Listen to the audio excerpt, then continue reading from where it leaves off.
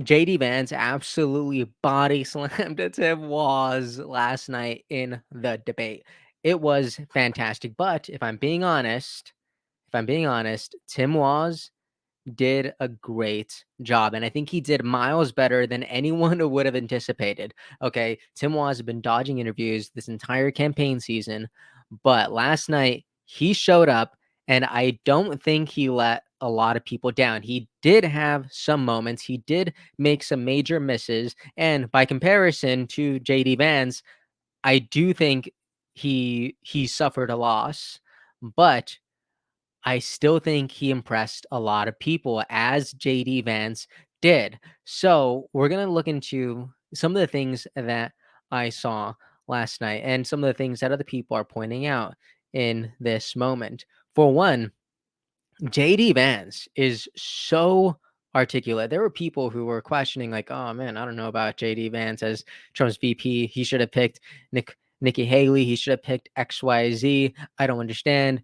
But it seemed like last night, when people were watching this in real time, people began to see why Trump chose Vance, and they started to see who this person was. It wasn't who the media made him out to be, but the people who saw him in the actual debate, they actually saw someone who was reasonable, someone who was compassionate, someone who cared about their problems, and someone I believe is very reflective of the American values and American people. Check this out. This is one of the things that that a lot of people are liking.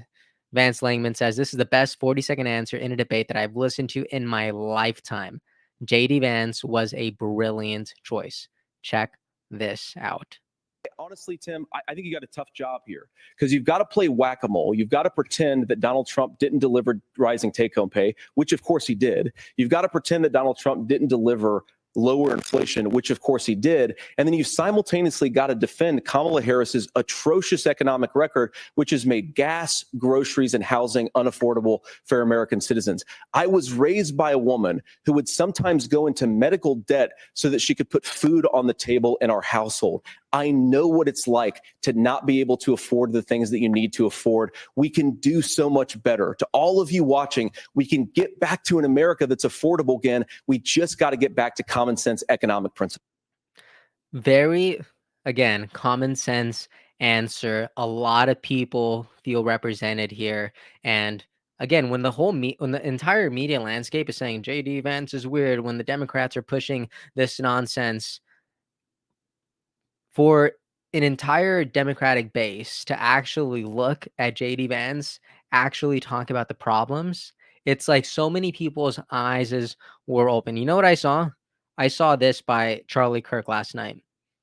He wrote saying, "My moderate, never Trumper friends are currently blown away at how reassuring they find JD Vance. Getting blown up with text, the base already loves him. This is politics by addition." I absolutely 100% agree with that. And I was going to save this for the end, but here's kind of my position on all this. This is what I was feeling like shortly after the debate finished. Look at this. 3 minutes after the debate finished, I wrote, "Here's what's clear. The best expression of the Republicans and Democrats is not Trump and Harris. Yes, those are the front runners, but this debate clearly shows that there are other leaders that have a better capacity for taking on these roles. The diplomacy, the commonality, the articulation of ideas shared in this debate is a much better expression and reflection of the values of the American people." Do you guys remember the debate with Trump and Kamala? It was just a screaming match of going back and forth. Nothing was actually being productive. New ideas weren't being shared, and people were just speaking to their already existing base, but they weren't doing anything to the actual undecided voters, which I think is so crucial to debates, and I think a general purpose of them. And you know what I saw yesterday too? Amala wrote, "Why are both vice presidential candidates more articulate than the presidential candidates?" And that is so frustrating. And it is absurdly wild how true that is. Ian Carroll also wrote, "Solid take. People are loving this." And I actually wrote earlier, I don't have it up right now, but I wrote earlier in the middle of the day on X, I talked about how I actually think the vice presidential debate is going to have a significant impact on the election. And after the debate, I completely stand by it. I quote tweeted them all and I wrote, "This vice presidential debate might just have more cultural impact than the presidential debate." Holden responded, and I'll read this too. Holden responded and saying, "I don't think the viewership will be high enough for that, but it could have a bigger impact than many are expecting. It's a pretty lopsided victory for Vance." And I wrote back saying, "That's true. I could have articulated what I meant better. Here's a more accurate version of what's going through my mind." And this is what I think is powerful. This debate will have more impact among undecided viewers and voters than the presidential debate. He wrote, "Yeah, you may be right there." Why do I think this? Because they actually talk about the ideas and they are actually solid representations of two different futures that people could actually align on. And you know what my favorite part about this debate was? I absolutely loved how much they agreed with each other on things. It is so wild. Let me just play a couple of these things real quick. Look at this. This is the debate. This is at 26 minutes. I agree with you. I think you want to solve this problem, but I don't think that Kamala Harris does. See, very, very, very diplomatic. Let me play another one. I believe it's right here. Well, the rhetoric is good. Much of what the senator said right there, I'm in agreement with him on this. I watched it happen too. I watched it to my communities, and we talked about that. But we had people undercutting the right to collectively bargain. We had right to work states made it more difficult. We had companies that were willing to ship it over, and we saw people profit. Folks that are venture capital in some cases, putting money into companies that were overseas. We're in agreement that we bring those home. Do you see this? Oh my goodness. I'm almost getting emotional over here just watching these guys go back and forth. And I'm not saying that this entire night was perfect. I'm not saying that there were some clear misses. There obviously were. But one common expression after the debate between President Trump and Vice President Kamala Harris was, "I don't know who won, but I know who lost." And it was the American people. After this debate, you know what I saw? I saw online saying, the American people won here. The American people won. How beautiful is that? How gorgeous is that? I absolutely love that so many people are actually able to look at these vice presidential candidates and actually feel represented there. They actually feel like, you know what? I could actually tie myself to the wagon that's going into this future that is both of these candidates. And that just makes me so genuinely excited. And now I wanted to talk about some of the misses because I did say that it wasn't a perfect night. Obviously, if you guys have probably seen this right now. Millions of people have seen this already. Tim Walz said these words, and they they obviously did not go over well. He says, "I've become friends with school shooters." Um, he does provide further context much later. I believe it was just hours ago today. And in this debate, he also says that he is not the most articulate person and he gets very passionate. Sometimes he misses the mark. And as someone who struggles with communication, I actually do want to extend a little bit of grace here. But this is a huge miss, and a lot of Democrats didn't like it. People on the Trump side of things actually they couldn't be happier that this happened because they actually now think it's a talking point, and we saw this, and I don't agree with this, but look at this. Governor, you said you become friends with school shooters during the debate. Can you clarify what you meant on that? So the reporter's asking here, Can "Hey, you could you clarify clarify?" what you meant when you said you'd be friends with school shooters? The media just wanting answers, demanding Why did you say answers, you were in Hong Kong when reports say you weren't? and Tim Walz is just kind of completely ignoring it, brushing it off. I don't think that was I don't think that was good. I don't think he should have done that. I think he actually should have taken the time to actually respond to people. Fortunately, he did. This is actually a little bit of further context. I saw this from Colin Rugg. It looks like Tim Walz was with C-SPAN, and he provided further context here. Check this out. Do you want to clarify the comments that you made about school shooters? become friends with school shooters. Yeah, and look, you got to see me. These folks know me. I'm super passionate about this. The question come up about school shooting. We're talking about everything except school shootings. And I sat as a member of Congress with the Sandy Hook parents, and it was a profound movement. David Hogg is a good friend of mine. You have seen me do this. I was talking about being people where there are school shooters, and I need to be more specific on that. But I am passionate about this. This one, for my wife and I, is just, as teachers, as parents, is so personal. Personally, I love this I love the passion and I respect his heart. I really do. And a lot of people are in agreement with that. A lot of people really liked what they saw. And let me go ahead and share this. Kamala Harris made this video, and I just want to Kamala HQ shared this, and I want to just share this perspective.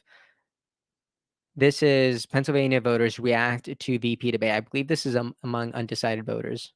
If you were going to say who won tonight, I would say that Tim Walz won.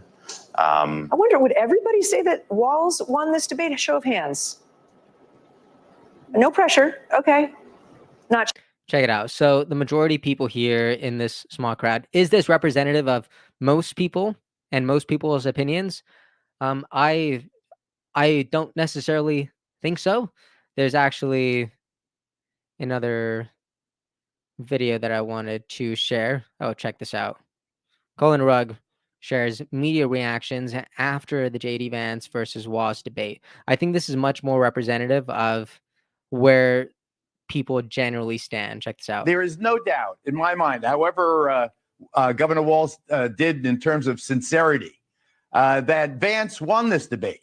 Does Governor Walz have a problem with the truth? No. They were talking at one point. Vance wanted to correct something about how Haitians got into this country. And he was right. And the moderators wouldn't let him correct it. It's very interesting.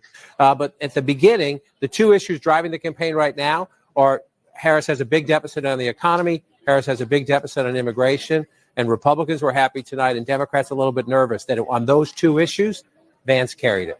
JD Vance is much more experienced at this, at public speaking, at defending himself, at pivoting. It's the audacity. I want to quickly stop right here just to talk about what Tapper said, that Vance is like a little bit, he's a much better debater, he's much more articulate. Let me just share this again from Axios, the Harris-Walz media strategy, hide from the press. Like, there's a reason Vance is better. It's because he hasn't been dodging interviews. He hasn't been dodging the press. He hasn't been dodging journalists. And what I think is great is, I think for conservatives, primarily for JD Vance and Trump, like, I think they just get attacked so often from the left that they actually need to be precise. They need to be strong. Their values need to be aggressive. So Vance going on national news, going on local stations, having many conversations in the public eye, more than all of these people combined, and probably times 3 at 59. There's a reason why Vance is stronger than these people. There's a reason why he's more articulate. There's a reason why he could communicate his vision in a concise and precise way. So, like, if Walz wants to be better, I do believe he has the capacity to be better. I just think he needs to develop his skills a bit more. Same thing with Harris. But I just wanted to share that real quick. Back to this. There's like 20 seconds left. Pivoting. It's the audacity. I agree with you that we're in year 9 and no one knows how to cover the audacity. Mm-hmm. The audacity is it someone should have said, stop it, stop. Are you effing kidding me? And they should have dropped that F-bomb, right? I mean, they should have just, this is a debate. This may be the only chance people have. So a lot of mixed opinions here. Okay. And what I think is great, absolutely great, is in the first debate between President Trump and Vice President Kamala Harris, I think both people just fed into their bases. People who were voting for Trump before they saw him, they continue to like him afterwards. People who were going to vote for Harris after they saw Harris, they were pretty okay with it. But now, after people have seen Vance and Walz, I think opinions are changing. I think people have more favorable opinions about Walz, even if they were considering voting for Trump, and vice versa. I think people who were considering voting for Harris and Walz now have a more favorable perspective on Trump and Vance, because Vance just did such a good job of carrying these conversations. And I just cannot stress this enough. I think the American people won, and I just love to see that. Now, again, I even shared this yesterday. I wrote, "This is actually a very diplomatic debate between JD Vance and Tim Walz. Love to see this." Oh my gosh, here's another thing that I thought was a huge win. People, Kennedy supporters, you will absolutely love this. Are you kidding me? I saw this from Anna Matson. She wrote, "Just now, JD Vance talks about Bobby Kennedy and Tulsi Gabbard." Wow. Check this out. I'll play this clip because we love Kennedy over here. Check this out. That we actually do have a threat to democracy in this country, but unfortunately, it's not the threat to democracy that Kamala Harris and Tim Walz want to talk about. It is the threat of censorship. It's Americans casting aside lifelong friendships because of disagreements over politics. It's big technology companies silencing their fellow citizens. And it's Kamala Harris saying that rather than debate and persuade her fellow Americans, she'd like to censor people who engage in misinformation. I think that is a much bigger threat to democracy than anything that we've seen in this country in the last 4 years, in the last 40 years. Now, I'm really proud, especially given that I was raised by two lifelong blue-collar Democrats, to have the endorsement of Bobby Kennedy Jr. and Tulsi Gabbard, lifelong leaders in the Democratic coalition. And of course, they don't agree with me and Donald Trump on every issue. We don't have to agree on every issue, but we're united behind a basic American First Amendment principle that we ought to debate our differences. We ought to argue about them. We ought to try to persuade our fellow Americans. Kamala Harris is engaged in censorship at an industrial scale. She did it during COVID. She's done it over a number of other issues. And that, to me, is a much bigger threat to democracy than what Donald Trump said when he said that protesters should peacefully protest on January the 6th. Another quick addition. A lot of people are criticizing Walz for his facial expressions, right? Because they're talking about his eyes, right? They're saying that it just makes him look a little weak. And just for a clarity, I don't appreciate how he looks down most of the time. I think he was taking like an excessive amount of notes, and I find it a little off-putting. But I do think this is a result of him genuinely not taking a lot of interviews, not having a lot of these more public kind of debates, right? And again, this is Vance's strong suit, but I thought this was great. And you know what? To end this video, let me go ahead and let me share this. Okay, just because I love showing the agreement here. Check this out.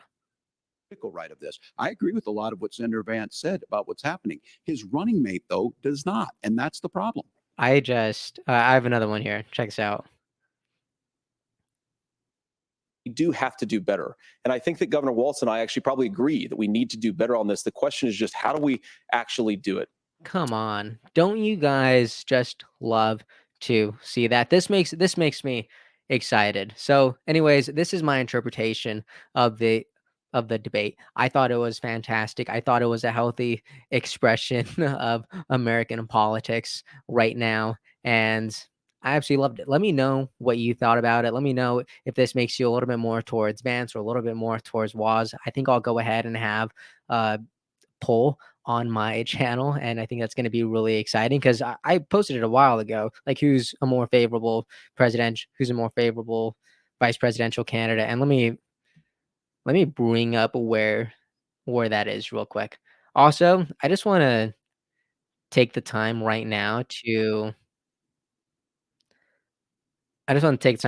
say that I'm sorry for not posting as much lately.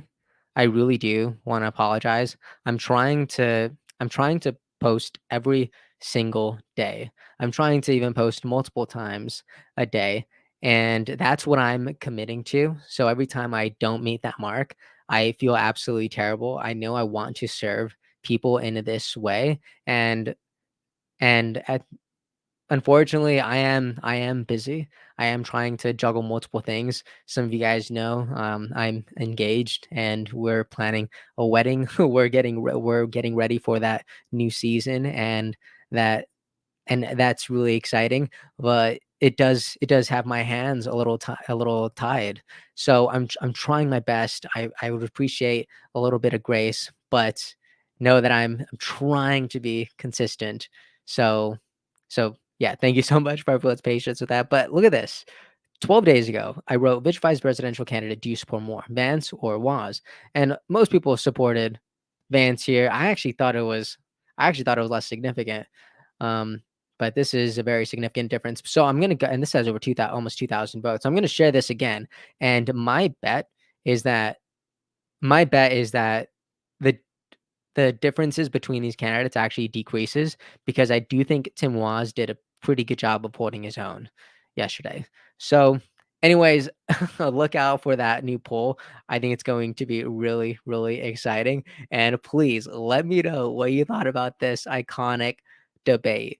Like, I'm almost wanting to consider this the the primary debate, because I don't even want to talk about what happened between Trump and Kamala, because it was great, but most people consider it a disaster, especially looking back on it like a month later. But this was fantastic, and Vance is a really, really prominent character in the future of the Republican movement, and that's really exciting. And I think a lot of people are able to recognize that Walz actually has a little bit of juice in him. So, anyways, that's in my interpretation. Let me know what you think about this. Let me know in the comments, and I'm so excited to to read all of them. I think I'm gonna spend a couple hours just reading comments today and responding. Anyways, thank you so much, and I'll see you all next time. Hey everyone, thank you so much for watching and listening. I appreciate your time so much, and I really hope you enjoyed this episode. If you'd like to support what we're building here, please like and subscribe. It means a lot and it really helps us out. And if you want to see even more content from me, make sure to follow me on Instagram. I'm going to be sharing a lot more on there. Thank you so much. Have a great day, and I'll see you next time.